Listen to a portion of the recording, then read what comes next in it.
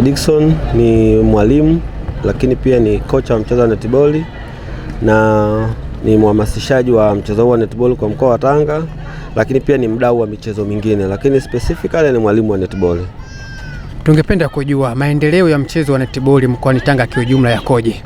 Maendeleo ya mchezo wa netball yanakuwa kwa sababu viongozi, wadau, serikali imeamua kuwekeza nguvu kwenye michezo kuanzia ngazi ya shule za msingi, sekondari na maeneo mengine. Kama unavyoona hapa, ndugu mtangazaji, tunaendelea na mazoezi ya watumishi wa serikali wanaojiandaa na mashindano ya shirikisho la michezo serikali na mitaa, kwa kifupi linaitwa Shimisemita. Tunatarajia kwenda kufanya mashindano hayo Mbeya na tunategemea kufanya vizuri kama ambavyo tumefanya kwa miaka miwili mfululizo. Mwaka jana tulifanya hapa Tanga tukaingia fainali, lakini pia mwaka juzi tulifanya kule mkoani Mwanza tukacheza fainali. Hivyo mwaka huu tunategemea kwenda kufanya vizuri. Kwa hiyo maendeleo ya netball kwa mkoa wa Tanga yapo vizuri. Tunashirikiana wadau, tunashirikiana walimu, tunashirikiana viongozi.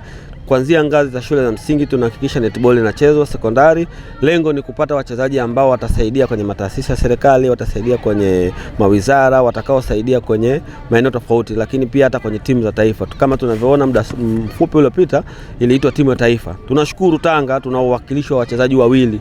Yaani ni watoto hapa wanafanya mazoezi kwenye kiwanja hiki, lakini pia wameitwa timu ya taifa. Kwetu sisi hayo ni mafanikio na maendeleo makubwa. Kwa hiyo tunaendelea kupambana ili kuona tunaongeza idadi kubwa ya wachezaji wanaocheza kwenye ligi mbalimbali za Tanzania. Changamoto zipi zinaukabili mchezo wa netball mkoani Tanga?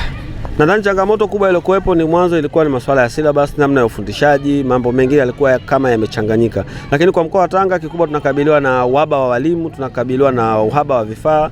Kama unavyoona tuna vifaa vichache, lakini pia wengi ni wanapenda kucheza ni wachezaji. Kwa hiyo tuna uhaba wa walimu. Tunatamani tuwe na walimu wengi ambao watapambana kuweza kuinua mchezo wa netball. Nadhani wadau wengi wameupa kipaumbele mchezo wa mpira wa miguu na michezo mingine, lakini huu mchezo wa netball kidogo waliupa kisogo. Lakini kwa sasa naona kama wadau wameanza kuamka. Tulicheza ligi ya wilaya hapa, tunashukuru tulipata wafadhili wachache watatu, lakini changamoto zilizopo kubwa ni hiyo, vifaa na rasilimali watu. Nadhani tukifanikiwa hapo netball itapiga hatua sana kwa mkoa wa Tanga na Tanzania kwa ujumla.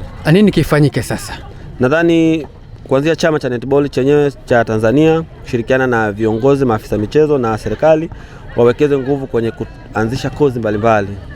Waweze kupata walimu wengi, waweze kupata waamuzi wengi, waweze kupata wataalamu wa mchezo wa netball kwa wingi ili kuweza kufanikisha mchezo huu.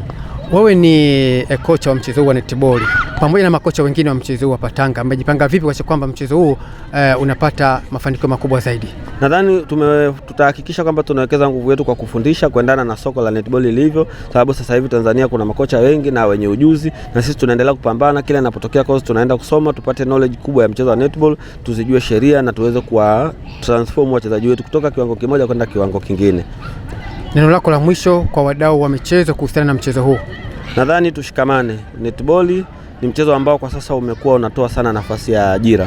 Kwa hiyo tushikamane sisi na wadau kuweza kuwainua vipaji vya wanafunzi na wachezaji wengine wa mtaani ili kuweza kufanya netball ipendwe zaidi kwa sababu inazalisha ajira. Nadhani wadau, viongozi wa chama, viongozi wa serikali tushikamane kuweza kukuza mchezo wa netball kwa sababu umekuwa ni chanzo kikubwa cha ajira ukiacha football.